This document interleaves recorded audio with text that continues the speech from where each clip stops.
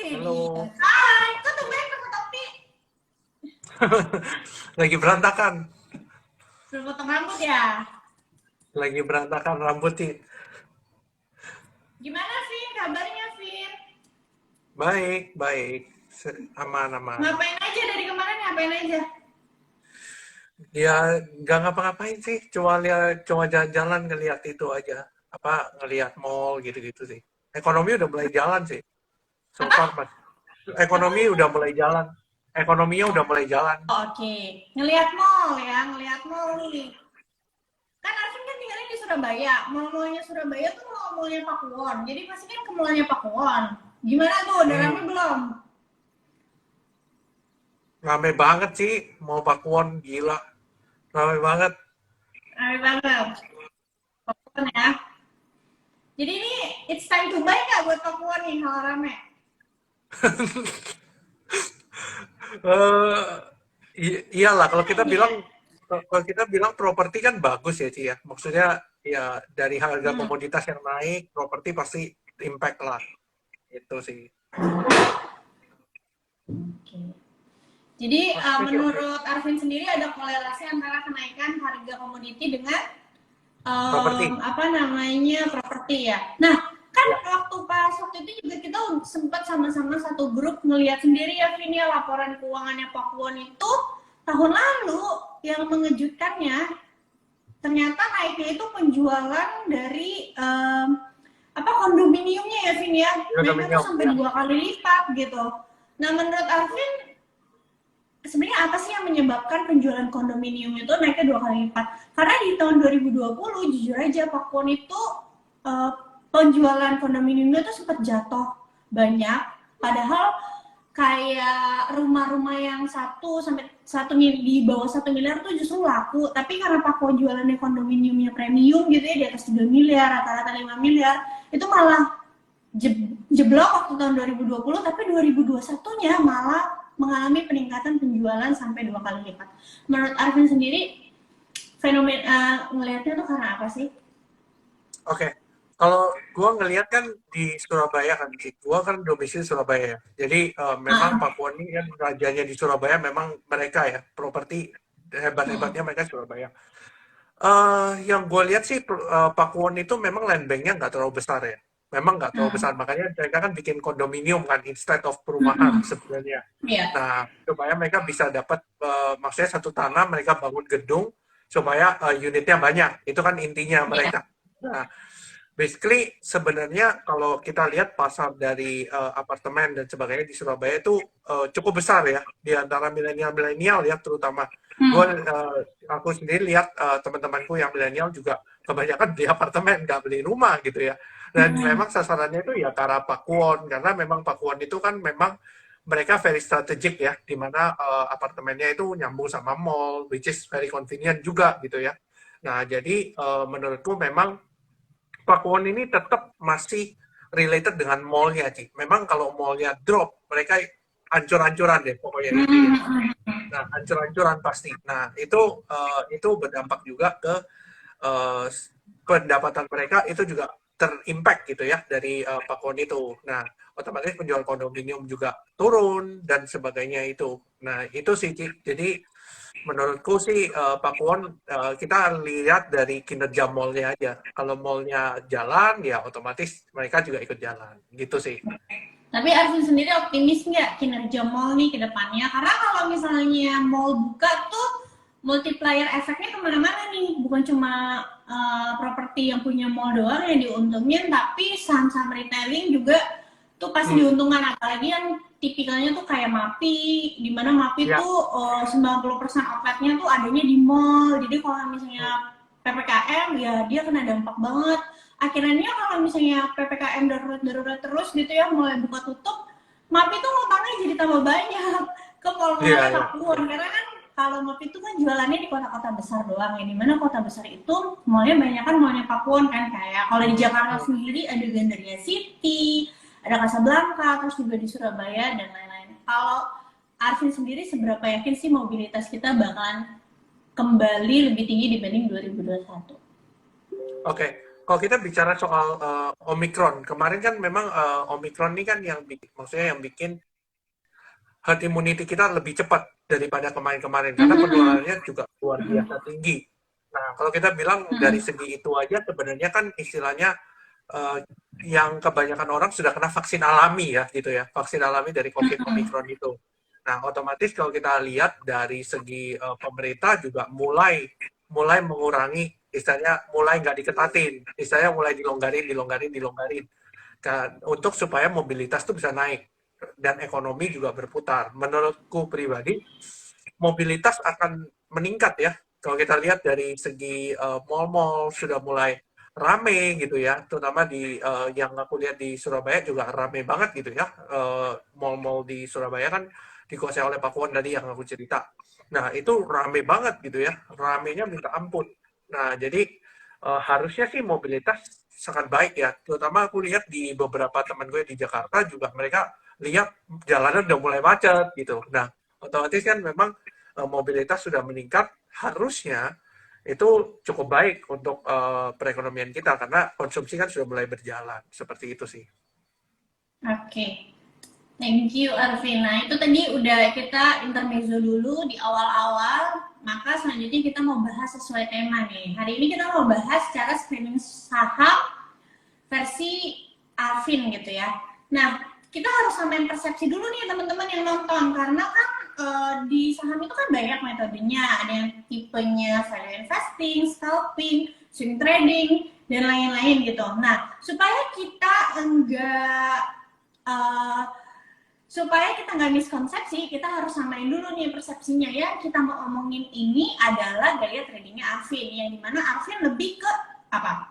Swing trading, scalper, atau Saya lebih ke swing, Ci. Aku lebih ke swing. oke, lebih ke swing. Berarti yang kita bahas hari ini adalah cara screening saham untuk swing trading ya teman-teman. Jadi Hmm. eh, nggak bisa kayak misalnya kalian ngerasa wah itu salah tuh, harusnya kan belinya misalnya pas murah aja dan lain-lain, nanti nggak Hmm. nyambung. Jadi kita harus sama yang persepsi di awal, aku disclaimer dulu gitu ya. Oke, Ya. nah Arvin ini kan swing trading. Hmm. Sebenarnya semua uang Arvin 100% itu dipakai untuk swing trading, atau sebenarnya ada saham yang Arvin hold juga untuk jangka panjang, atau apakah ada uang yang Arvin pakai juga untuk scalping? Oke, jadi basically aku pisahin tiga-tiganya ya, Ci, dan aku punya porsi Hmm, untuk tiga-tiganya. Jadi untuk investing pun aku pasti pegang blue chip ya. Dari dulu aku pegang hmm, blue chip untuk invest. Ya perbankan besar, big banks itu aku biasanya untuk invest. Untuk swing trading ya mungkin sesuai temanya waktu itu ya. Misalnya contoh sekarang lagi booming komoditas. Kita tahu komoditas harganya naik ya, kita swingnya di komoditas. Atau di misalnya kita prediksi di depan ada apa ya kita akan ikutin siklusnya seperti itu. Kalau scalping ya hmm, memang kita ya harus di depan monitor ya Ci ya, nggak bisa kita hmm. tinggal-tinggal gitu ya. Jadi memang stop lossnya ketat dan sebagainya. Jadi memang tiap portofolio itu kita sudah bisa pisahin gitu aja sih. Jadi memang aku punya tiga-tiganya, tapi kalau ditanya lebih ke arah apa? Ke arah swing sih sebenarnya. Nanti dari hasil cuannya swing itu dipindahkan ke investasi. Gitu sih kurang lebihnya. Oke. Nah, gimana cara Arvin biasanya screening saham untuk swing trading? Oke. Caranya itu gini, kalau aku personally, aku ngelihat dari makro ya. Kalau kita bicara soal Hmm, makroekonomi, kita basically di saham kan harus ngerti makroekonominya arahnya ke arah mana. Biasanya itu menjadi satu patokan biasanya. Nah, selain itu juga ngelihat dari saham yang diakumulasi. Biasanya aku ngelihat saham yang diakumulasi tapi nggak kemana-mana. Nah, ini kan biasanya potensi gitu ya biasanya. Tinggal kita cari the best entry aja. Contohnya seperti misalnya kita cerita soal BSDE. Waktu itu aku pernah rekom BSDE di grup juga. Itu waktu itu masih di bulan Februari. Nah, itu masih di bulan Februari itu masih di rendah-rendahnya sebenarnya. Masih di area 920, 900, masih di area situ. Nah, even kalau kita bilang stop loss-nya itu sangat ketat gitu ya, stop loss-nya gitu ya. Jadi stop loss-nya itu sangat ketat banget. Jadi otomatis ya risk kita waktu itu masuk kecil banget karena melihat ada akumulasi waktu itu. Nah, Setelah itu ya baru kita lihat teknikalnya. Jadi kita sebenarnya sudah punya watchlist gitu, Ci. Kalau aku personally aku sudah punya watchlist. Oh, ini. Nah, kadang aku run through. Misalnya kelihatan oh ini sudah disupport ya, kita masuk gitu aja sih. Caranya adalah ngelihat satu harus tahu makro, yang kedua tahu akumulasi distribusinya, uangnya lagi ke arah mana sih sebenarnya. Gitu. Oke, jadi harus tahu, berarti Arvin pakai top down analisis ya. Terus Betul, flow-nya lagi betul. kemana, tapi tetap harus lihat teknikalnya juga kan? Benar, benar. Jadi mengkombinasi antara tiga ini sebenarnya. Kalau kita bilang makro lebih ke arah fundamentalnya, teknikalnya tahu harganya beli di berapa, fund flow-nya ke arah mana. Karena kan kita anyway akan memilih sahamnya kan. Misalnya sektor properti kan nggak semua kita ambilin gitu kan. Kita harus milih ada beberapa yang mungkin menarik. Gitu aja sih. Oke. Nah, tadi kan Arvin ada bilang kayak nggak semua saham, misalnya contoh lagi properti yang main, nggak semua saham properti mesti kita masukin juga ke porto gitu ya. Kalau misalnya tipikalnya misalnya investasi, pasti kan pilih dong dari beberapa itu, misalnya pakai relative valuation gitu ya, bandingin nih mana yang punya kinerja terbaik di valuasi yang paling rendah. Nah, apakah kalau misalnya dari Arvin sendiri, kalau untuk trading misalnya oke, udah kepilih nih properti, maka mau masuknya itu tetap lihat teknikal per teknikal, jadi mana yang price action-nya paling bagus Arvin masukin atau seperti apa? Oke, kalau kita bicara soal itu, ya memang kalau kita bilang secara fundamental ada yang namanya relative valuation. Mungkin ada beberapa saham yang lebih murah daripada yang lain. Kita hitung dari valuasinya, misalnya dari PE atau PBV dan sebagainya.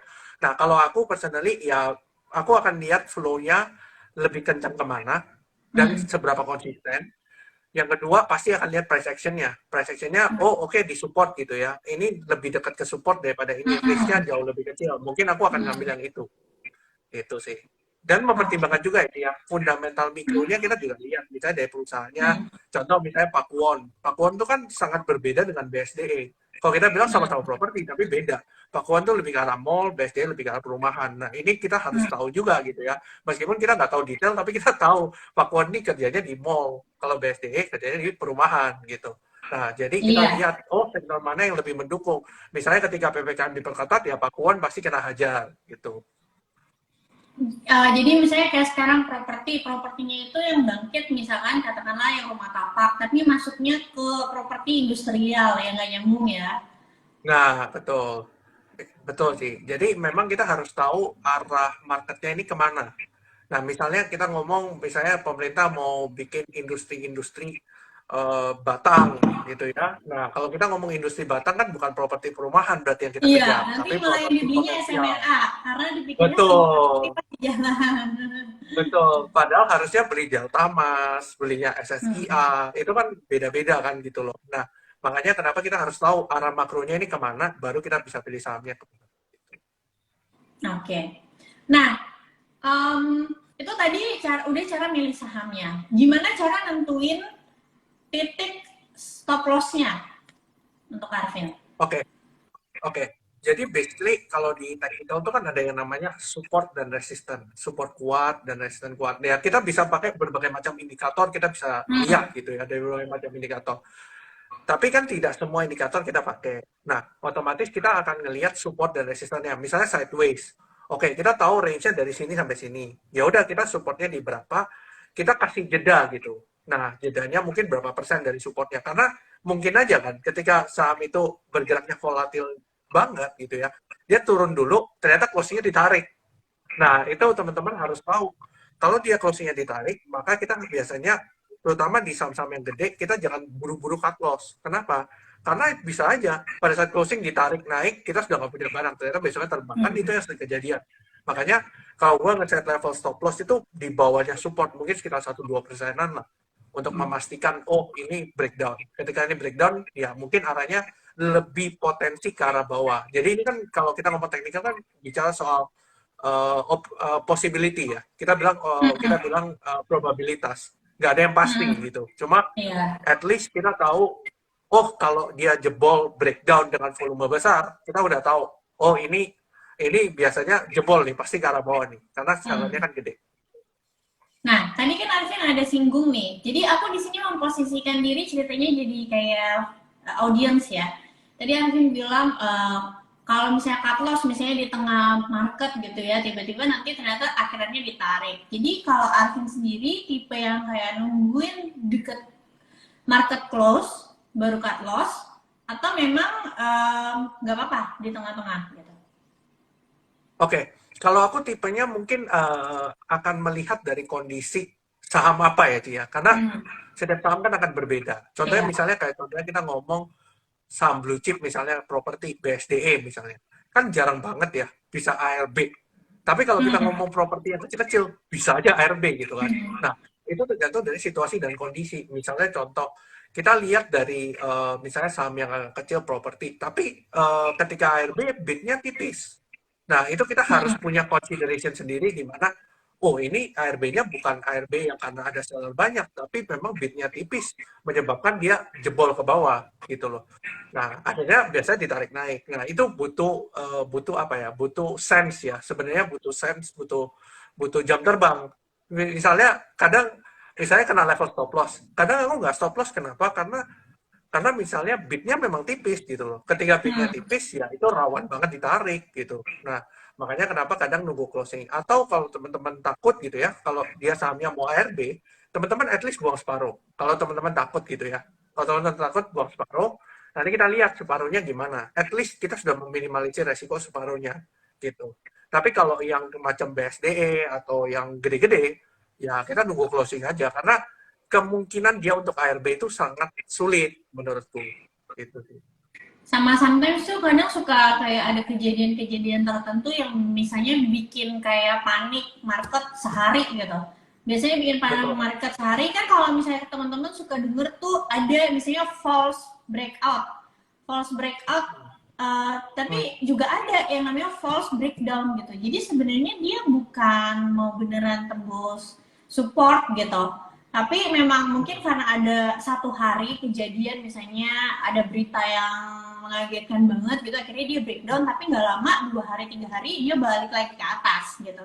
Sometimes kita juga Betul. bisa ketemu ketemu kondisi-kondisi seperti itu ya, jadi tetap harus dilihat lagi nih, harus mungkin kalau trading harus aware juga nih, misalnya kalau tiba-tiba di hari tersebut memang kelihatan mau ARB, kenapa nih, cari tahu dulu gitu, apakah ini beneran memang si sahamnya yang tiba-tiba dibuang sama misalkan katakanlah distribusi besar-besaran, atau memang ternyata ya satu market lagi kayak gitu semua karena ada berita kepanikan. Contohnya misalkan kayak tanggal 28 Februari ya, yang Ya, yang apa? minus 2% tuh ya, Ci ya? Yang Iya, minus drop iya. semua 2%. Akhirnya yang pada cut loss di situ semuanya ternyata besokannya 2 hari kemudiannya pada balik naik gitu ya kan.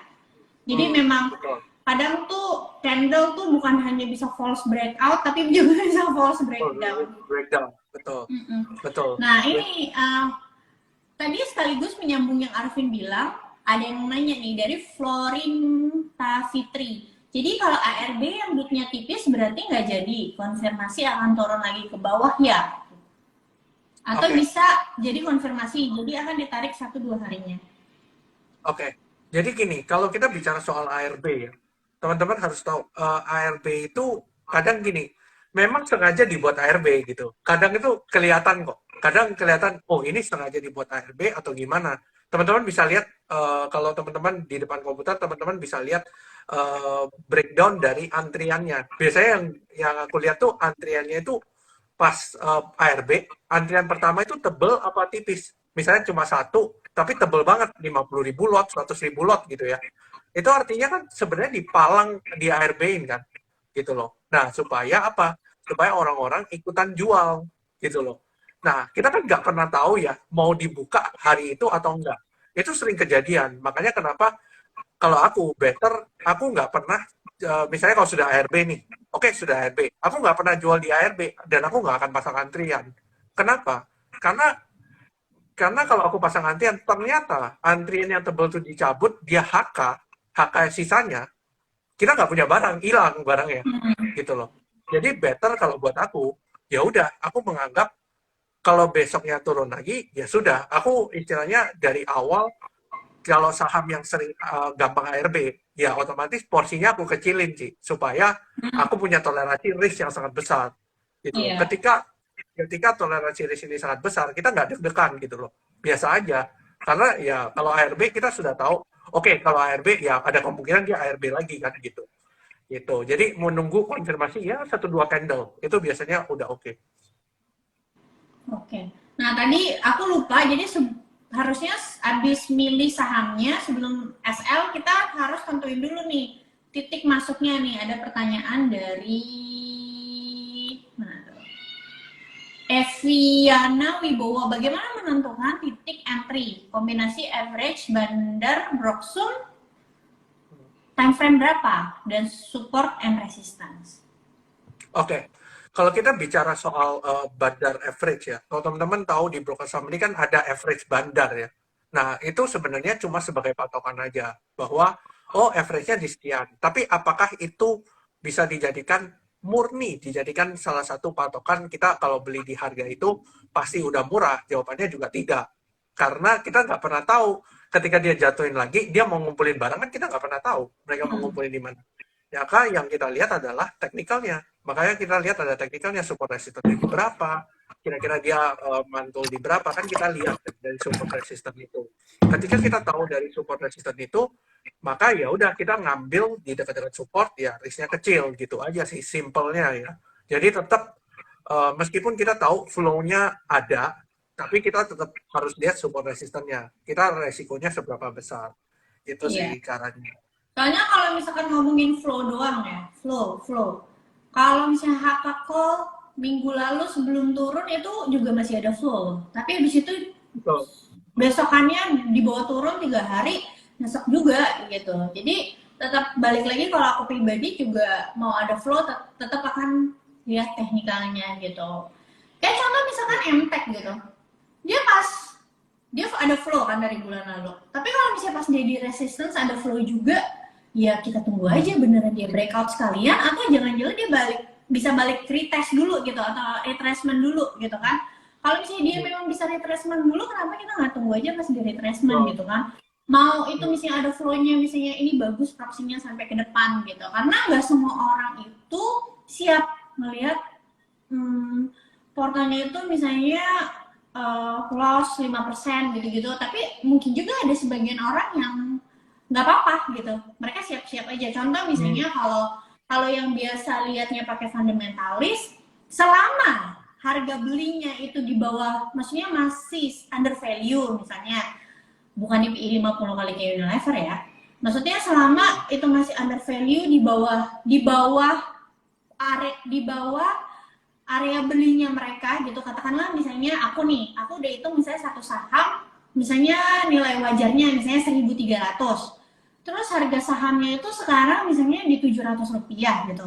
Nah aku bisa ancang-ancang, oh kalau misalnya aku beli sampai titik 800 aja berarti floating profitnya bakalan bisa sampai segini nilai wajarnya misalnya ya. Ya udah aku beli aja nggak pakai teknikal misalnya.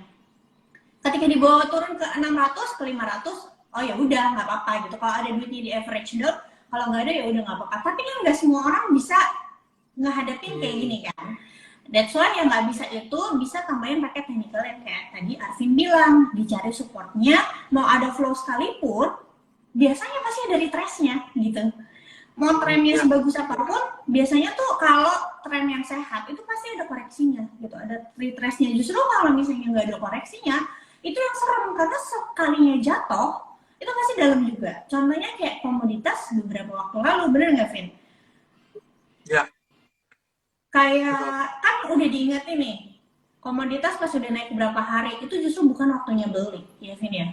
Justru tahan, orang-orang udah pada taking profit, tahan diri nanti kalau udah retracement, misalnya katakanlah turun 30%, 20%, ada misalnya di area 5 baru beli lagi gitu. Jangan dipaksa beli di ujung. Katakan kemarin ini koreksinya udah berapa persen Vin, dari tertingginya?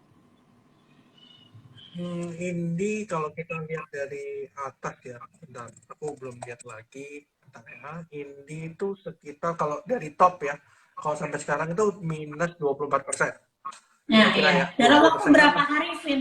Dalam waktu berapa hari, Vin? 4 hari.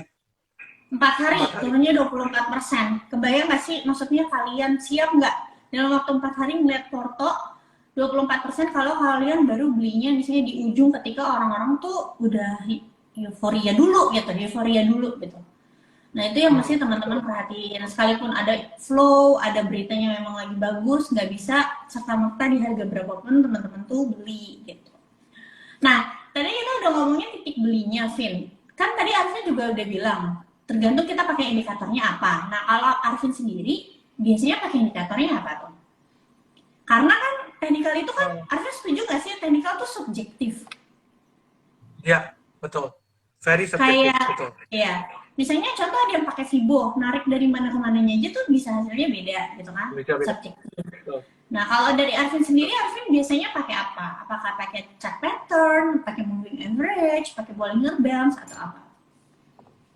Oke, kalau aku basically sebenarnya nggak terlalu banyak indikator sebenarnya. Cuma kadang memang pakai, misalnya kalau harga saham rally kenceng gitu ya, berapa hari tek tek tek tek tek, kenceng banget.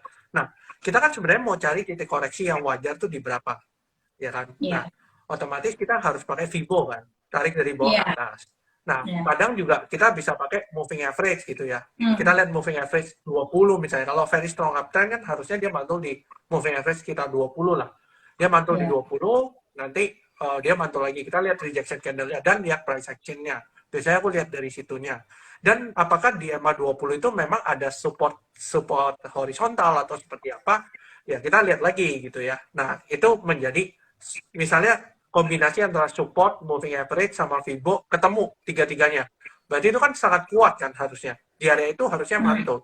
Dan memang berkali-kali kejadian ketika moving average, support horizontal, sama Fibo-nya pas, itu biasanya mantul di area sana. Nah, tapi yang kita nggak tahu adalah masih bisa naik apa turun besok harinya kita nggak pernah tahu. Tapi hmm. at least kita di level itu ya mungkin bisa spec buy gitu ya, di sekitar 30%. Nanti kita akan lihat lagi di besok-besoknya. Gitu sih. Oke. Nah, kita misalnya ambil contoh nih. Mungkin Arvin mau contohin katakanlah komoditas tuh kan banyak banget kan yang 2 minggu lalu tuh naiknya tuh Hmm, kencang gitu ya. Kayak betul. kayak apa kayak menara gitu. Nah, biasanya Hmm, memang kita bisa tentuinnya nih kira-kira turunnya sampai sebatas apa. Salah satunya adalah pakai Fibonacci gitu kan. Nah, mungkin Arvin mau betul. contohin tarik harum sekarang Harum. di pakai Fibonacci. Oke, Menurut kalau Arvin, aku secara Fibo bisa Mhm. penurunannya sampai ke berapa dari tertinggi kemarin? Kalau Harum Energi sendiri, kalau kita lihat memang ada support trend line ya. Kalau kita tarik dari tanggal 22 September sama titik di 14 Februari, itu ada trend line. Itu satu. Yang kedua, memang ada support horizontal di level area 11.675 sampai 11.100 itu memang ada support horizontal. Nah, itu sebenarnya cukup baik untuk Harum, harusnya mantul di area sana. Dan kebetulan juga ada EMA 20 di area sana. Nah, itu menjadi salah satu support yang harusnya tidak boleh dijebol oleh Harum Energi. Nah, sementara ini kan kalau kita lihat 2 hari terakhir ini kan masih bertahan di area itu ya, 11.100, 11.675. Nah, kenapa? Karena memang kalau terjadi penurunan yang cukup signifikan, itu biasanya tidak langsung naik. Biasanya dia akan sideways dulu, baru kalau arahnya ke atas dia naik. Biasanya begitu. Nah, sekarang kan memang 2 hari ini sideways ya. Makanya prediksiku mungkin dalam beberapa hari ke depan Harum Energi akan sideways. Dalam beberapa Ya, hari ke depan. Karena turunnya dalam. Makanya better dia sideways dulu, ngumpulin tenaga dulu, baru dia naik. Itu sih. oke. Kalau misalnya, nah tadi Arvin ada bilang nih, kalau misalnya dia udah trend line, jadi kalau trend line itu garis trend line itu yang kayak gini teman-teman, Ya, horizontal, kayak gini. Jadi mungkin Arvin bisa jelasin kalau misalnya dia sampai tembus trend line-nya, tandanya apa? oke. Kalau trendline itu kan sebenarnya kalau kita tarik dari yang paling ujung sampai ke atas, artinya kan trendline ini cukup kuat. Nah, otomatis kalau trendline ini sampai dijebol, maka terjadi perubahan arah trend, di mana arah trendnya dari uptrend berubah menjadi ke arah bawah gitu. Nah, selama trendline-nya ini masih bertahan gitu ya, harga masih bertahan di atas trendline-nya, artinya uptrend-nya ini masih terjadi, masih valid gitu. Nah, otomatis masih membentuk high high, high low, high high, high low, high high, high low. Nah, otomatis ya itu masih uptrend. Jadi seperti itu sih. Makanya kenapa banyak orang yang mungkin ngejar harga gitu ya, terus tanya ke gua, Hmm, tanya ke aku, ini masih wajar nggak sih penurunannya gitu ya. Nah, kalau aku jawabnya sederhana. Misalnya harga naik segini tinggi. Kalau dia turun separuh atau 60% dari harga tertinggi, menurutku masih wajar. Hmm. Karena itu adalah fase koreksi dari uptrend. Karena Hmm. setiap saham yang membentuk high akan membentuk higher low. Hmm. Gitu. Jadi seakan-akan dianalogikan kayak kalau misalnya kita naik kayak anak tangga gitu kan, tiap anak tangganya pasti punya anak tangga yang lebih tinggi lagi gitu ya kalau misalnya naik. Oke, Betul. Vin, kita jawab Betul. pertanyaan ya, Vin? Ya, boleh. Oke, bentar ya. Nah, ini mungkin ada yang nanya nih sekalian. Technical uptrend tapi broksumnya distribusi itu seperti apa? Dari Andrew Kungkung. Oke. Kalau biasanya harga harga bergerak naik tapi distribusi artinya kan memang ada yang buang barang gitu ya di harga yang tinggi. Nah, tapi kita harus sadari kadang broker mana gitu ya yang punya nih saham ini yang menjadi pengendali itu siapa, yang buang barang itu siapa. Kita harus cek historisnya. Jadi kita nggak bisa cek. Misalnya ketika uptrend kita cek doang itu uptrendnya gitu ya. Padahal kita Hmm. harus cek juga di dalam saham ini itu siapa sih selama ini yang menjadi pengendali. Misalnya pengendali itu yang buy banyak itu siapa, dari bawah ke atas itu siapa. Nah, ini buang barang apa gimana? Kalau dia sudah mulai buang barang, nah itu salah satu tanda tuh. Biasanya udah mulai pergerakannya udah mulai nggak kencang lagi biasanya ya. Tapi kita harus tahu juga nggak semua saham naik diakumulasi, turun di distribusi. Nggak selalu. Kadang Hmm. misalnya dia naik nih, akumulasi, turunnya nggak distribusi misalnya. Itu kan Hmm. berarti artinya yang akumulasi masih di dalam kan. Dia Iya, nggak iya, buang iya. barang. Itu malah menjadi peluang. Nah, tetapi ada beberapa saham yang kalau teman-teman lihat naik itu malah distribusi gitu ya. Nggak ada Hmm. akumulasinya di sideways, tiba-tiba distribusi, distribusi, distribusi. Nah, teman-teman harus perhatikan secara fundamentalnya juga. Kadang saham-saham itu misalnya barangnya memang tipis di retail, ya kan? Otomatis dia pribadi ya nggak usah akumulasi lagi karena barangnya di dia gitu kan. Hmm. Tinggal didistribusikan aja gitu. Itu kan yang terjadi di saham-saham IPO. Kalau teman-teman perhatikan di saham IPO kan pastilah kebanyakan itu bukan akumulasi malah distri. Kenapa? Ya karena barangnya di mereka semua. Ya otomatis naiknya pasti distri dong. Pasti. Hmm. Karena barangnya di mereka. Nah, kecuali kalau dia turun ada akumulasi. Itu yang menarik di saham IPO. Makanya kenapa kalau misalnya di saham IPO yang naik gitu ya, aku biasa nggak kejar. Hmm. Karena biasanya itu distri. Biasanya. Tapi kalau Hmm. turun, itu biasanya kadang ya bisa distri, tapi kadang bisa terjadi akumulasi. Nah, kalau teman-teman lihat aku pernah share di Bino, itu Hmm. Reelsku kan aku pernah bahas di Bino kan. Hmm. Ketika Bino Hmm. itu pada saat IPO dia nggak naik, malah turun. Nah, itu Hmm. ketika turun, aku pelajarin. Siapa sih yang ngambilin? Ternyata broker Hmm. underwriter-nya sendiri. Nah, Hmm. ketika sideways, jadi menarik. Oh, ini masih dikumpulin terus, gitu kan. Hmm. Nah, ini yang jadi menarik. Makanya bisa dapat cuan gitu, 30% Hmm. deh, lumayan gitu ya, bisa IPO. Lumayan, Gitu sih. lumayan dong. Betul. Ya. Seperti itu sih. Oke. Nah, ini kita sambung dulu pertanyaan dari Tara Wulur. Bagaimana cara membaca flow-nya? Oke. Cara baca flow-nya adalah kalau aku personally dari broker summary. Setelah aku lihat dari flow-nya, broker summary-nya bagus, aku lihat teknikalnya. Teknikalnya oke nggak untuk masuk. Dan pertimbangan juga dari sisi perusahaannya juga. Kalau perusahaannya ini istilahnya gini, kalau kita tahu flow-nya ke arah sini, oke, flow-nya bagus, teknikalnya bagus. Nah, kira-kira sentimen apa yang akan membuat harga sahamnya naik? Ini yang kita harus tebak gitu. Nah, kita kan nggak pernah tahu ya beritanya akan ke depan seperti apa. Nah, itu yang terjadi di beberapa saham. Misalnya ada beberapa saham yang ternyata diakumulasi terus, tetapi beritanya kan kita nggak tahu ya. Tiba-tiba muncul beritanya di depan. Nah, kita kira-kira aja, oh ini jangan-jangan ada hubungan nih sama misalnya contoh properti diakum terus, misalnya, atau Hmm. konstruksi diakum terus. Jangan-jangan berita ibu kota Nusantara mau keluar nih. Nah, itu kan jadi pertimbangan juga Hmm. kan. Jadi kita dapat early start gitu. Kadang kita dapat early start di situ. Nah, atau misalnya ada saham yang agak kecil gitu ya. Bid overnya tipis. Nah, tapi diakumulasi terus. Nah, itu kan pertanda kita kan nggak tahu kan apa yang terjadi, kenapa dikumpulin. Ini kan ada sesuatu nih. Nah, Hmm. itu yang kadang aku lihat oh jangan-jangan ini ada sesuatu yang aku pribadi nggak tahu. Makanya kadang aku cari, misalnya istilahnya ya ngobrol-ngobrol sama orang, jadi tahu nih, oh ini tuh akan seperti ini loh, arahnya seperti ini. Nah, jadi teman-teman kalau terima berbagai macam informasi, di screening dulu, bener nggak sih Saring lah arahnya ke ya. arah mana gitu. Iya, screening dulu, bener nggak sih, analisa dulu ke belakang. Oh iya, ini ada akumulasi, oh ini udah mulai menarik, seperti itu kan. Nah, otomatis dari situ jadi make sense gitu loh. Oh, ceritanya ini benar gitu. Nah, cerita ini benar. Dari situ ya udah kita baru bikin trading plan dan sebagainya, masuk berapa persen, itu kita udah analisa semua dan kita udah tahu kan masuknya berapa persen, gimana cara masuknya, stop lossnya gimana. Nah, itu kita sudah pertimbangkan semua. Gitu sih.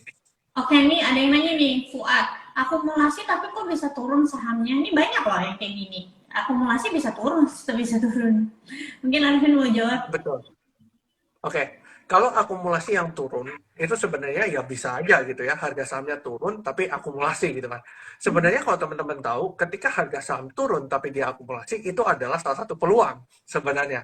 Karena dia, istilahnya ketika harga turun, dia kan masih ngumpulin barang kan.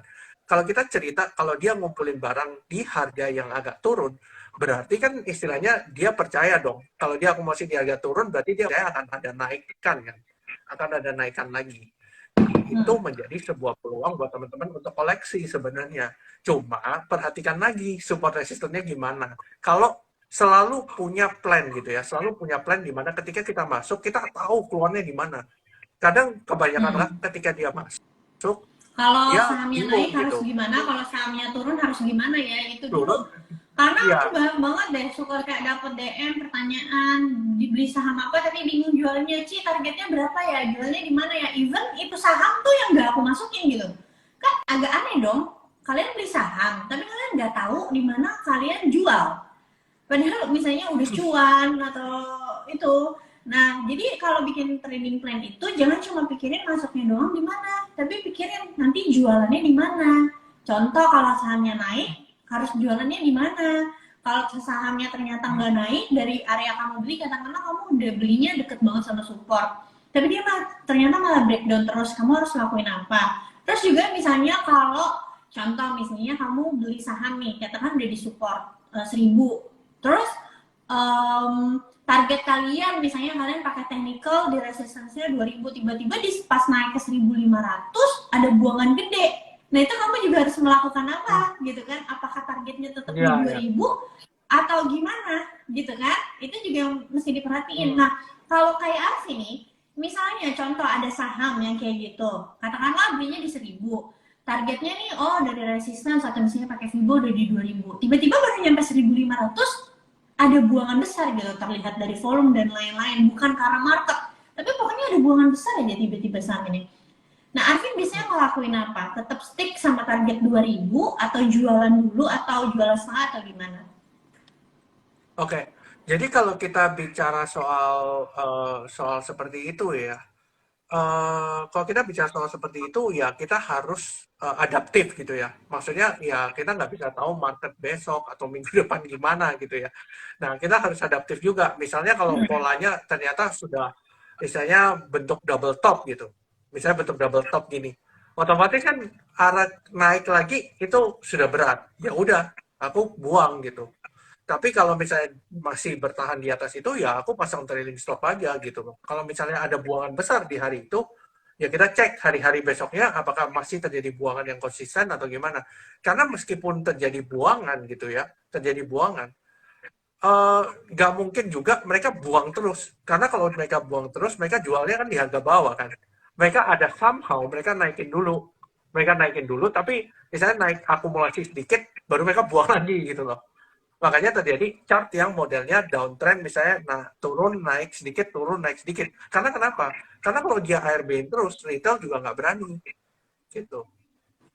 Gitu sih. Jadi kita manfaatin bantuannya untuk jual. Itu aja sih. Oke.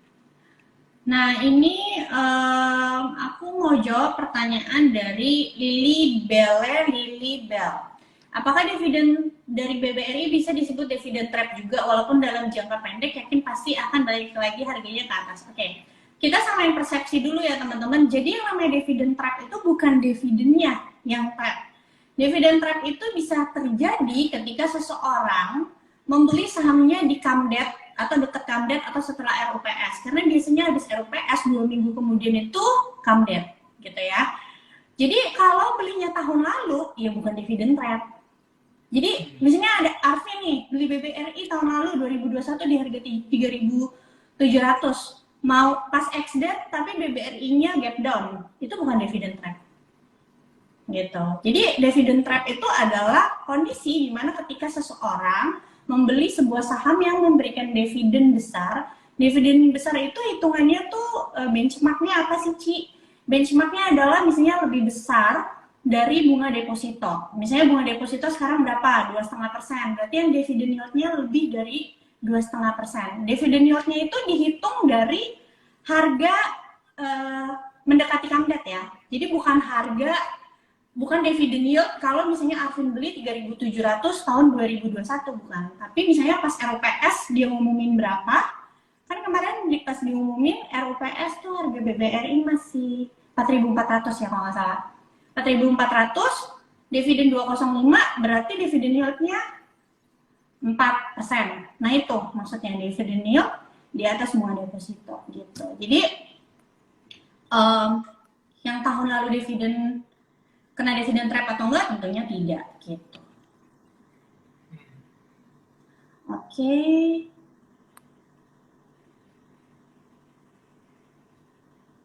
Nah ini Vin. Aduh ini panjang banget. Kepotong nih aku bacain dari sini aja. Gimana cara swing dan scalping atau daily trade yang benar ya Kak? Soalnya kadang nggak sesuai sama trading plan. Misal nih niat swing malah jadi scalping karena takut harga kembali turun. Sedangkan kalau scalping jadinya swing. Nah ini banyak banget nih kejadian kayak awalnya bikin trading plan gitu, oh udah niat nih mau hold, tapi hari ini candle hijau, besok candle merah, giliran pas besok candlenya merah jadi takut gitu kan untuk hold sampai target. Nah menurut Arvin sendiri gimana? Basically ya, menurutku pribadi ya, kalau aku sih sukanya gini, ya kalau misalnya kita scalping, kita tahu kita scalping gitu ya, stop loss kita ketat misalnya, ya kita ya ikutin aja gitu, trading plan-nya seperti apa. Nah otomatis kan yang bikin kita yakin adalah kita punya trading plan kan. Trading plan itu kan datangnya dari analisa, ya kan, dari analisa. Kalau analisanya kita memang tajam gitu ya, ya kita pasti yakin lah gitu loh, arahnya ke arah sana gitu. Nah, cuma memang itu kan berbicara soal psikologi. Kadang misalnya teman-teman misalnya scalping gitu. Scalping. Tadi barusan aku ada ini, maksudnya ada DM masuk ke aku, dia ngomong soal BBRI, Ci. Dia scalping di BBRI waktu sebelum dividen. Nah, ya sebelum ex-date. Jadi hari Kamis mungkin ya. Hari Kamis kalau nggak salah. Jadi dia up kan, dia naik itu, dia malah nggak buang gitu loh. Ketika dia nggak buang, terus habis itu kan besoknya itu kan gap down kan, minus berapa persen, tapi gap down. Nah, 3.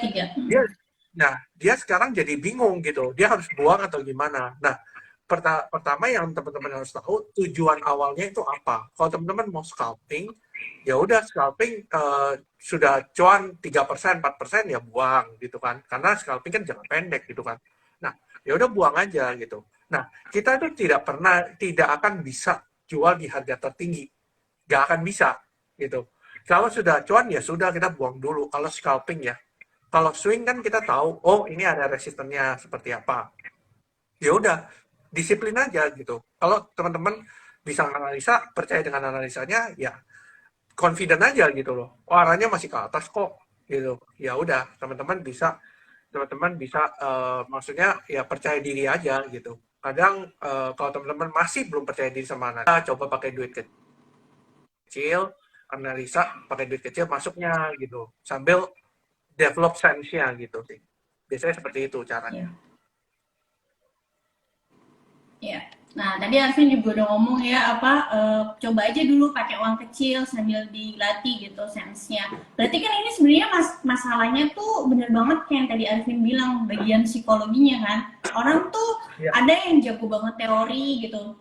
teori trading plan gitu, tapi pas masuk pas jalanin beneran gitu, pas prakteknya belum tentu sebagus itu juga hasilnya. Jadi ya berarti memang harus dilatih lagi gitu. Betul, betul sih. Bentar ya, aku cari yang kita bagian ngomong-ngomongin ini dulu. Oh nih, hmm, bagaimana caranya kita tahu kalau saham ini pengandalinya, brokernya ini yang tadi Arifin bahas nih, harus tarik dulu dari Ya. kapan ya untuk brok sumber? Oke, biasanya kalau mau tahu dia itu yang net buy itu paling banyak siapa, aku biasa tarik setahun malah.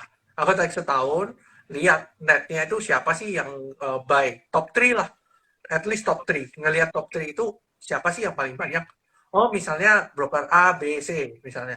Nah, nanti kita bandingin sama yang recent. Kita bandingin sama yang sekarang, masih broker A, B, C nggak? Atau broker lain lagi.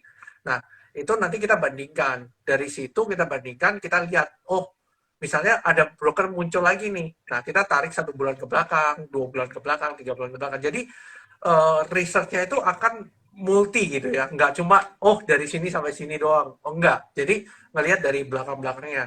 Misalnya contoh, saham apa gitu. Oh, ternyata broker ini yang ngambilin. Dari sini ke arah sini, dari uptrend-nya itu, si ini yang ngambil. Ketika turun, dia ngapain? Ketika turun, misalnya dia nggak buang. Tapi yang lain ada seller lah, buang terus. Nah, yang ngambilin siapa? Nah, selama yang top itu nggak buang, at least kan kita bisa tahu, oh dia masih di dalam nggak ngapa-ngapain. Nah, jadi kita tinggal koneksi sama teknikalnya, itu aja sih. Oke, bentar ya, Vin. Masuk.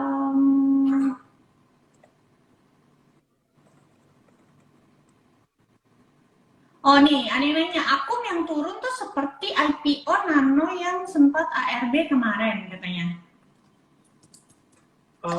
Kalau aku Harus ikutin nganalisa Nano nggak? Nano ya, Tapi kayak baru aku 2 sebenarnya hari nggak mana ngikutin. bisa disebut akun juga ya kalau baru 2 hari.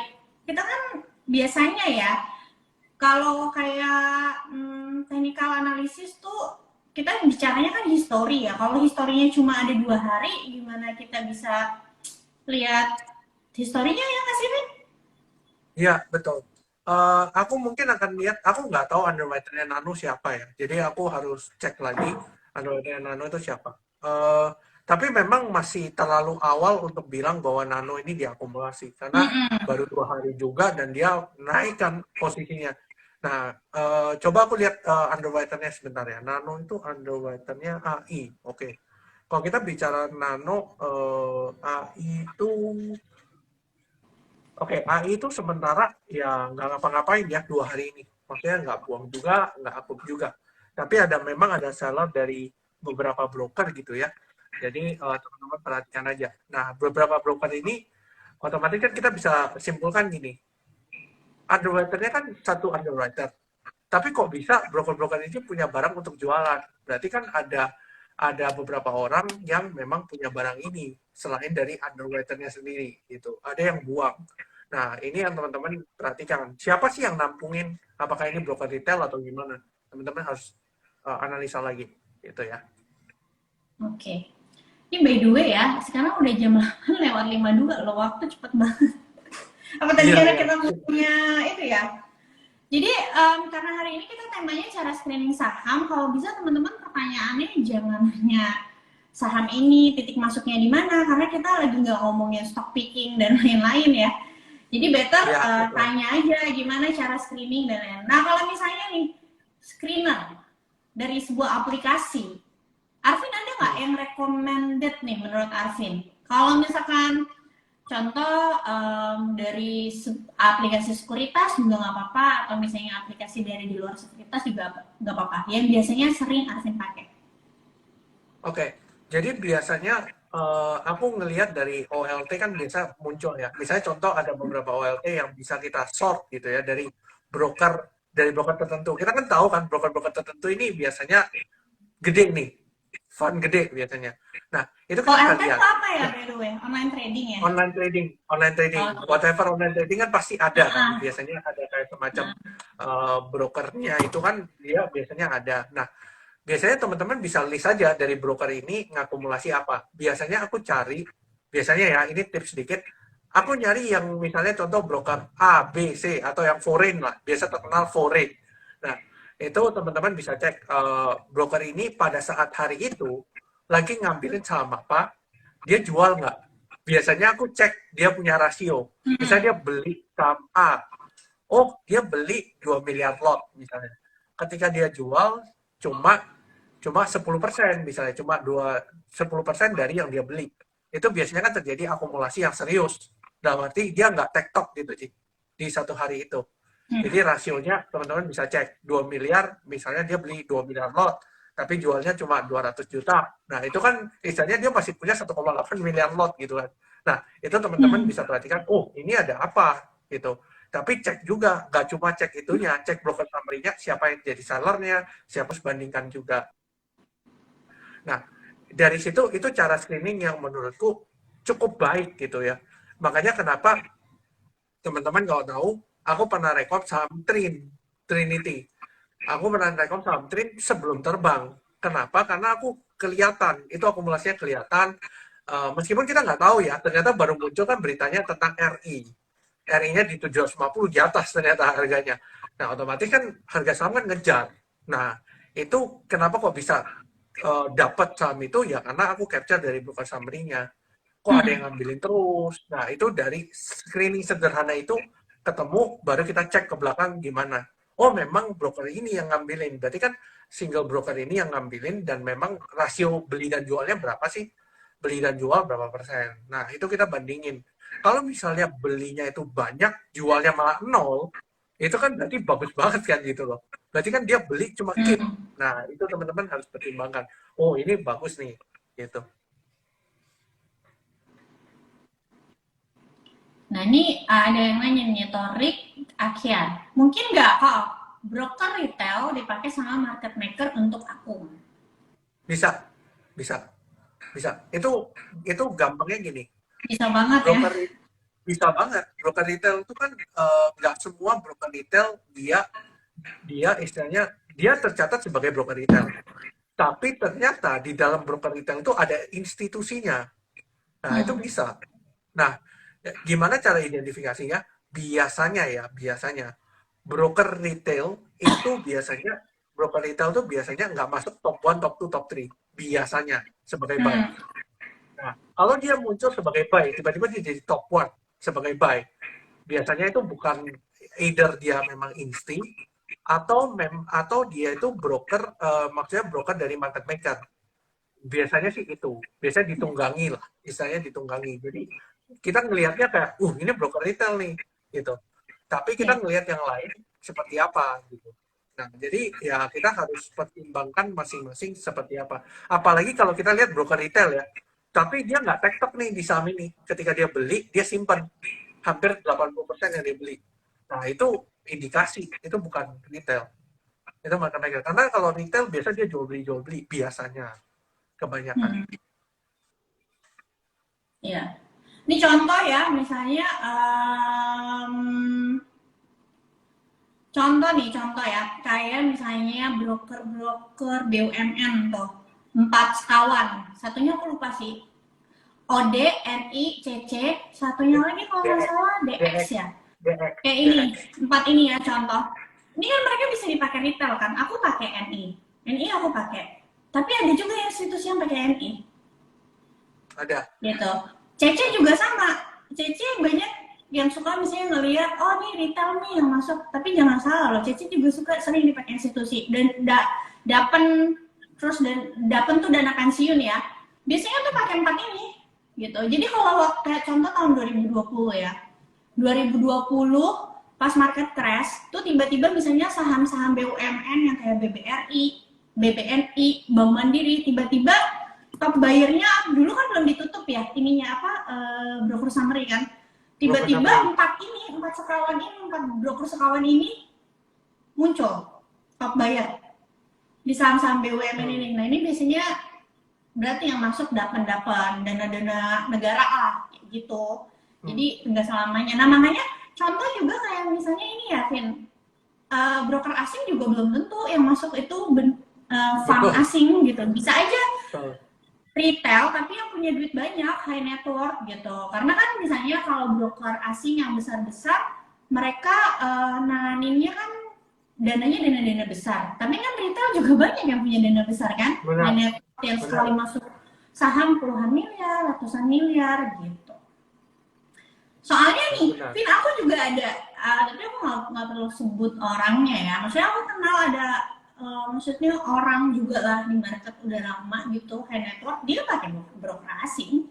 Jadi kalau misalnya tercatat di broker summary, ya brokernya broker asing lah.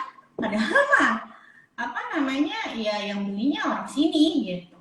Gitu. Ya, ya. Lihat kayak mungkin tadi Arvin ada kasih tips juga kan nominalnya ya, kayak misalnya tadinya Betul. broker ini tuh nggak biasa beli gede gitu, kayak misalnya contoh ini deh, mungkin yang sering banget terkenal sama jadi broker retail misalnya Ajaib. Menurut Arvin sendiri bisa nggak Ajaib dipakai sama market maker?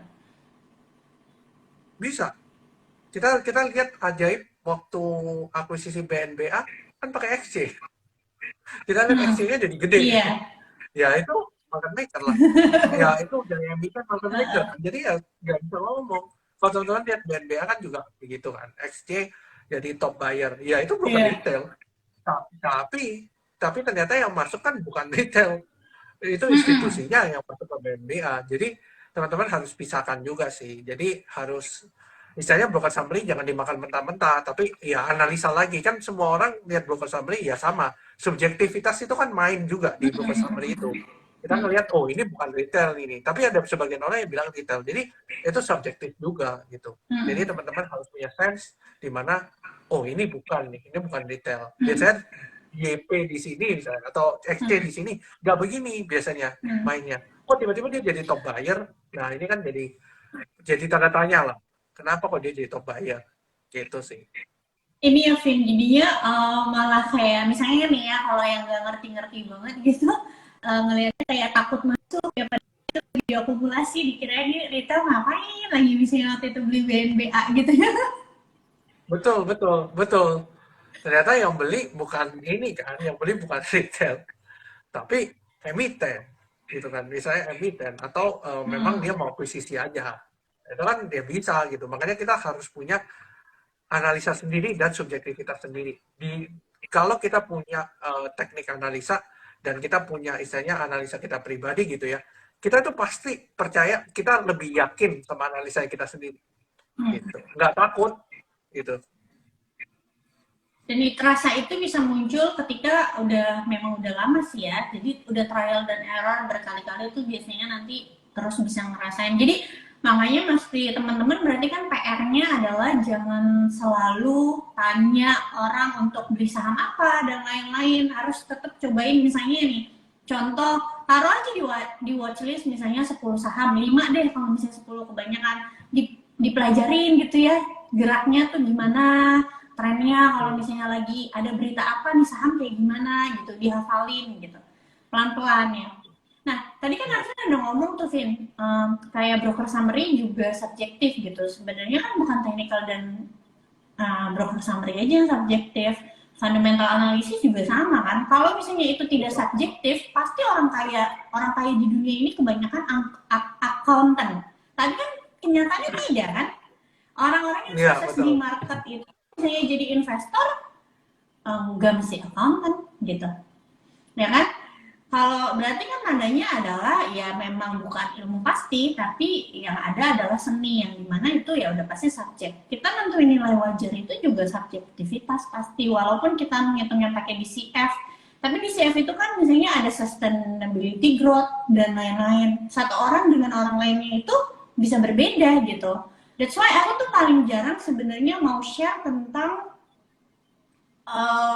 misalnya aku beli saham gitu yang buat buy and hold, terus ditanya target price-nya di sosial media ya. Aku nggak pernah mau balas biasanya, atau misalnya nilai wajarnya. Karena nanti orang yang ngitungnya beda bakalan kayak, ih kok dia gini, padahal itu kan subjektif kan. Even Aswad Modern juga bilang gitu, dia ngitung Uber valuasinya berapa, temennya bisa berbeda karena tergantung kacamatanya tuh ngelihatnya seperti apa gitu. Betul. Betul. Nah, Vin, nih ada yang nanya, Vin. Jadi kalau misalnya Broxum PD itu kebanyakan retail atau institusi karena sering masuk ke saham-saham lapis 2 katanya. Nah, jadi apakah broker tuh masuk ke saham lapis 2, lapis 1 ada ketentuannya? Berarti ini insti atau misalnya ini retail? Nggak ada ketentuannya sih. Kadang kita lihat broker retail tapi di saham BUMN seperti cerita saham blue chip dia ternyata BUMN yang masuk gitu. Ya nggak bisa ngomong sih, nggak bisa cerita bahwa oh kalau PD masuk di second liner pasti inti, belum tentu. Nah, kita lihat juga PD-nya ini misalnya retail apa gimana. Kita lihat dari historinya si PD ini selama ini cara mainnya gimana. Nah, kalau teman-teman perhatiin ada satu saham, gue nggak akan sebut namanya karena teman-teman harus cari tahu sendiri. Gue nggak mau ngomong, tapi teman-teman tahu si PD ngakumulasi terus saham Dikasih ini. kisi-kisi ya. Nah, PD itu ngakumulasi saham ini dan kalau ngakumulasinya terus tanpa buang, apakah itu retail? Menurut gua kok nggak mungkin. Karena kalau dia retail ya pasti dia jualan dong. At some point pasti ada zigzag, zigzag, zigzag gitu ya. Maksudnya beli, jual, beli, jual, beli, jual gitu. Itu retail. Tapi kalau dia ngumpulin terus dari bawah sampai atas, PD terus, apakah itu retail? Most likely not. Kalau menurutku most likely not. Tapi makanya teman-teman cek aja, siapa sih ada saham apa yang diakumulasi oleh PD? Itu aja sih. Dan aku nggak mau sebut namanya. Itu. Oke. Nah, itu tadi kita udah ngomongin strateginya. Maksudnya dari segi technical analisisnya. Sekarang money managementnya nih, Vin. Gimana? Kalau seorang Arvin tuh masuk ke saham tuh gimana? Tadi kebetulan ada yang sekalian nanya nih tentang sizing ya. Jadi, mana itu tadi? Tadi ada yang, bentar ya. Oh, nah ini kalau cara masuk di bid tipis, maksimal lot sizingnya gimana ya? Nah ini berhubungan sama money management. Jadi kita masuk ke pembahasan money management. Oke. Kalau kita bicara soal saham yang lotnya tipis ya, kita bicara soal yang lotnya tipis. Gue saranin jangan makan satu papan. Misalnya dari contoh satu papan nih, misalnya ada 80 lot gitu. Teman-teman makan semua 80 lot, nggak bisa keluar nanti. Karena bidnya kan tipis-tipis. Nah, kalau teman-teman bidnya tipis-tipis ya gampang banget di bawah RB gitu kan. Nah, makanya jangan doing your sizing gitu. Maksudnya jangan sampai teman-teman makan satu floor semua. Ya, kalau istilahnya teman-teman makan satu floor semua, nanti keluarnya gimana? Itu kan pertimbangannya kan gitu. Kalau misalnya teman-teman lihat overnya 80, tapi bidnya 5, 3, 2, 5, 3, 2, teman-teman HK 80. Nah, pertanyaannya, teman-teman keluarnya gimana? Orang bidnya cuma 5, 3, 5, 3. Nah, itu teman-teman harus doing sizingnya. Misalnya kalau bidnya 10, 20 di bidnya ya, teman-teman mau HK nih, ya HK dikit dulu, mungkin 5 lot, 7 lot, oke. Karena kan ada beberapa barang yang istilahnya meant to be ya jangan kamu HK gitu loh. Kalau kamu HK nanti dia hajar ke bawah ya selesai gitu kan. Makanya do your sizing. Misalnya kayak contohnya aku sendiri ya. Aku masuk nih di satu saham. Aku nggak pernah nih masuk di satu saham di satu harga. Nggak pernah. Nah, karena setiap ya nggak apa-apa sih. Karena setiap kali kita buka chart, kita nggak mungkin dapat chart itu harganya itu persis di support gitu. Kadang di tengah-tengah ada support dan resistance. Nah, apa yang kita lakukan? Ya kita lakukan adalah kita kan kadang nggak mau ketinggalan barang gitu ya. Tiba-tiba ternyata nggak ke support malah terbang. Ya sudah, teman-teman doing your money management di mana? Kalau teman-teman masih separuh gitu ya, masih di tengah-tengah jalan. Nah, teman-teman beli dulu 20% atau 30%. Oke. Nah, ketika di support atau dia breakout di resistance, ya teman-teman hajar sisanya. Gitu aja sih simpelnya. Jadi teman-teman jangan misalnya di tengah-tengah teman-teman hajar semua. Karena itu mempengaruhi psikologi sih. Itu terus terang mempengaruhi psikologi. Karena kalau misalnya teman-teman beli semua di tengah-tengah gitu ya, ketika dibawa ke support, pusing. Padahal belum kena level stop loss. Tapi ngelihat porto minus 10% gitu ya, minus 10-15%, teman-teman takut. Akhirnya cut loss di tengah jalan, padahal belum breakdown gitu loh. Makanya saran dari aku adalah, ya kalau teman-teman masih di tengah-tengah, ya jangan masuk semua, tapi do your sizing, beli 20%, 30%, beli di support, atau tunggu breakout aja sekalian gitu. Better seperti itu sih caranya. Iya. Ini dia yang bilang, tadi ada 1 menit, Ci ngantuk. Aku bukan ngantuk, habis bersin.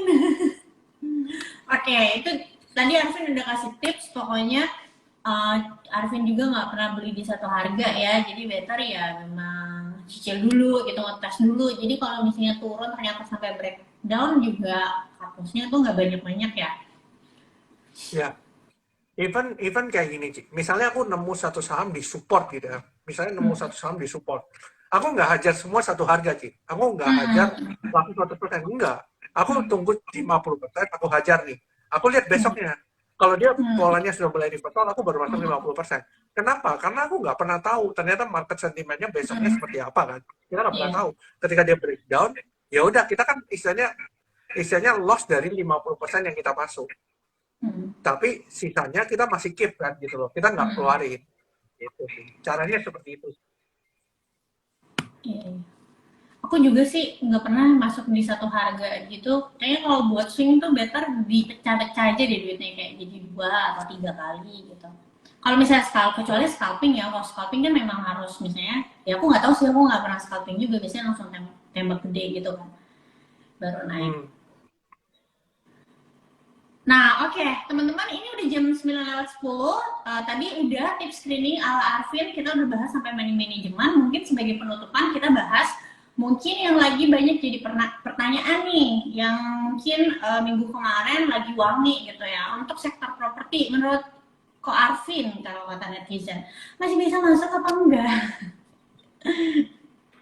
Oke. Untuk sektor properti, memang ada beberapa saham properti yang menarik. Dalam arti ini, memang kemarin kalau di grup Neti Olive aku juga sempat bilang Ya, bahwa kita jangan langsung sebut distorsi aja down. beberapanya apa aja. Ya, oke. Kita ngomong contohnya kayak misalnya Paywon kan udah lari ya, udah lari kenceng. Kalau nggak salah ya, udah lari kenceng. Mungkin teman-teman bisa pertimbangkan BSDE, Cetra, teman-teman bisa perhatikan yang saham-saham yang masih disupport. Ketika dia breakout, dia retest, itu teman-teman boleh ambil. Karena retestnya biasanya dengan volume yang kecil. Nah, itu adalah salah satu indikasi yang bagus kita untuk buy on weakness. Nah, kita ngomong ya kalau teman-teman belinya pas breakout, ya teman-teman harus siap kalau digeber turun ya harus siap gitu ya. Makanya kenapa aku personally lebih baik aku tunggu pas turunnya. Karena aku nggak pernah tahu besok apa yang terjadi. Jadi better aku daripada kecepatan masuk ternyata dia false breakout. Ya udah, mending aku tunggu retestnya aja. Ternyata kan 2 candle terakhir kalau nggak salah ya, retestnya cukup bagus di Iya. Cetra sama BSDE. Nah, itu teman-teman bisa pertimbangkan untuk buy on weakness gitu. Oke. Jadi mungkin kalau CTRA, BSDE, mungkin teman-teman bisa lihat di titik berapa, Vin? Oke, kalau kita ngomong Cetra, sebentar aku cek dulu.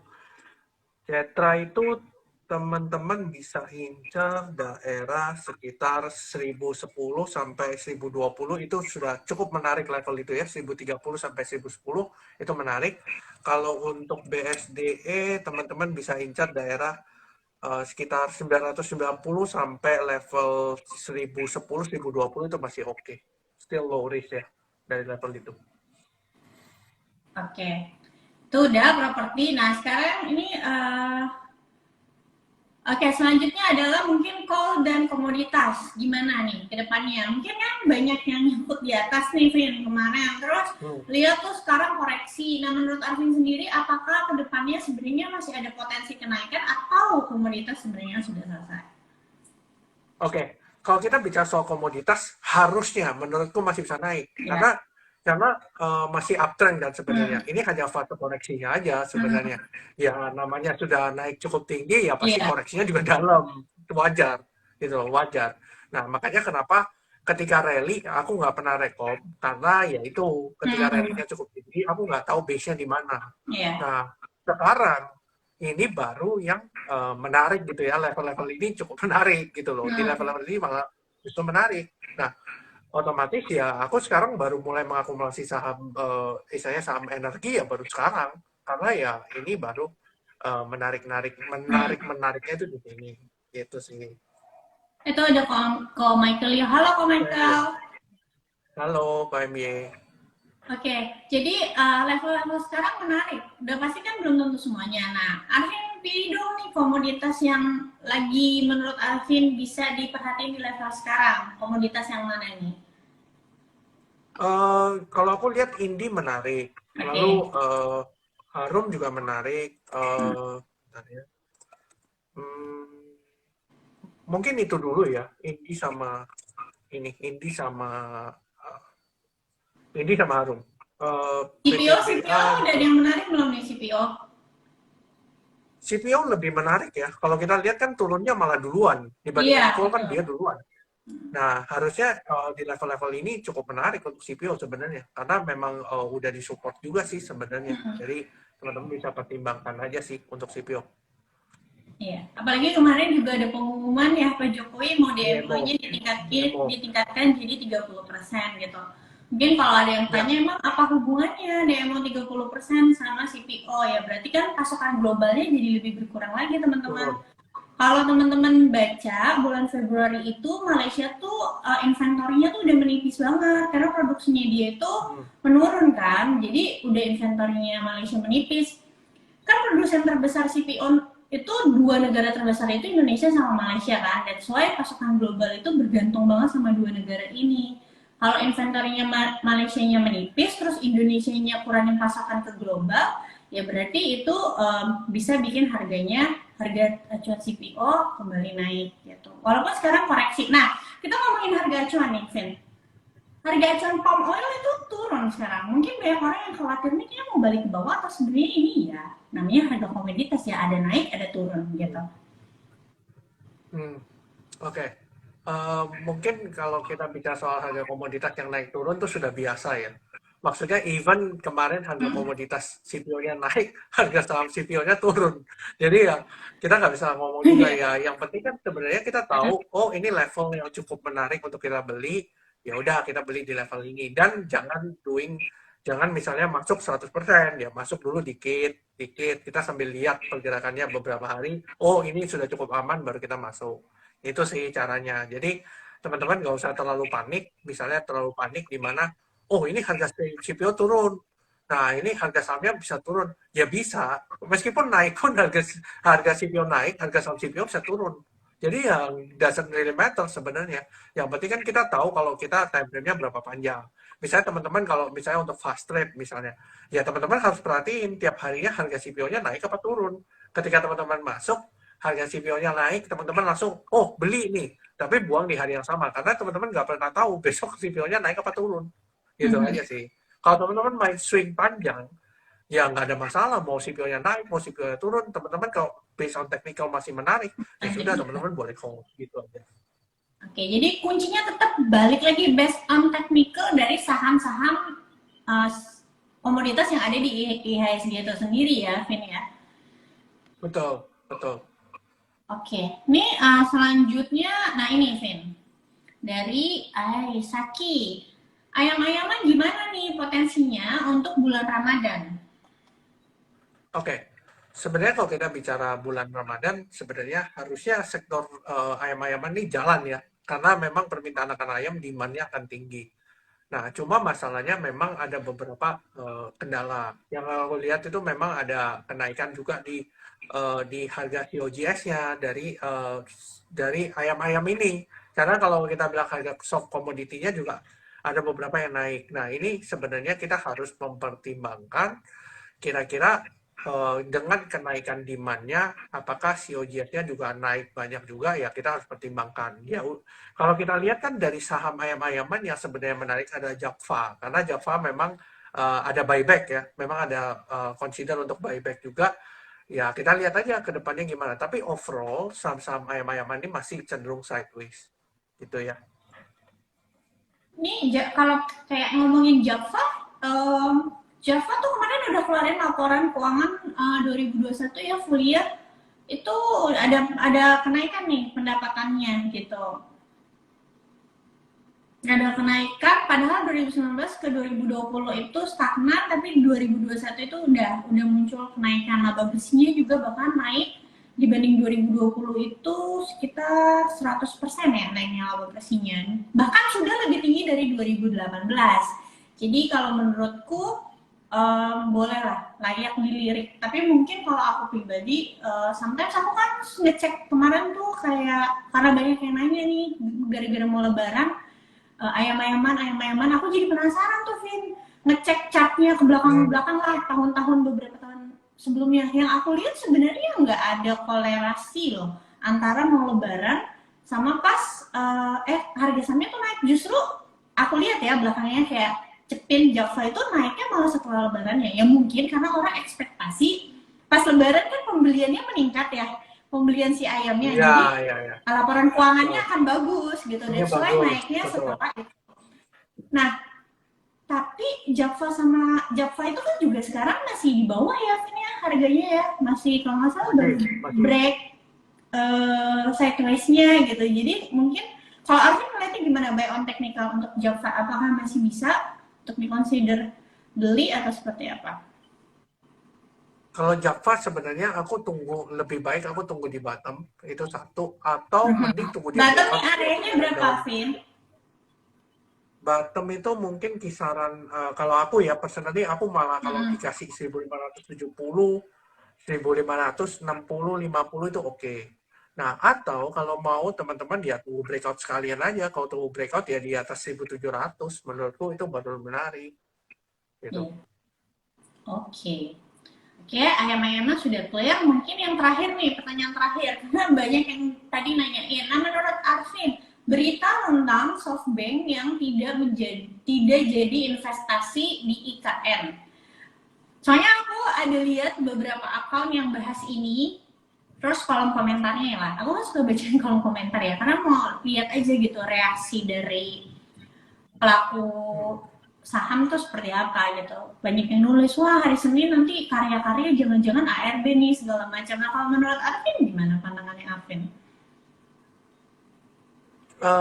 Kalau dari karya ya, yang aku lihat karya itu yang menarik secara teknikal tuh PTPP. Kalau yang lain sih belum.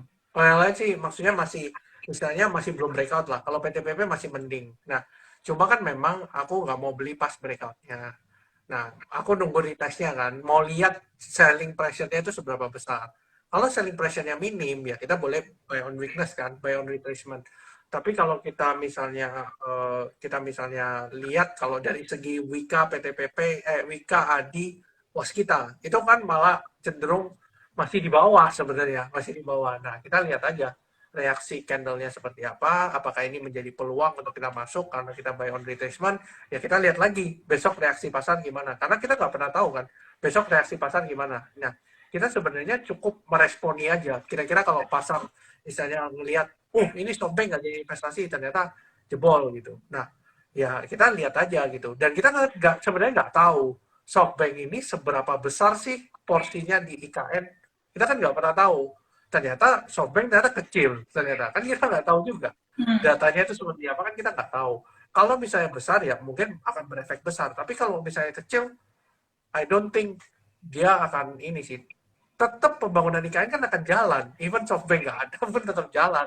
Jadi ya mereka tetap ya secara jangka menengah itu ya masih oke menurutku sih.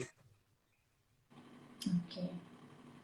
Oke, sudah semua pertanyaannya.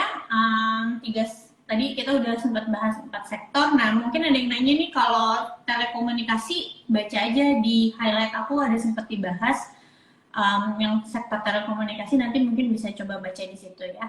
Oke, thank you Arfi.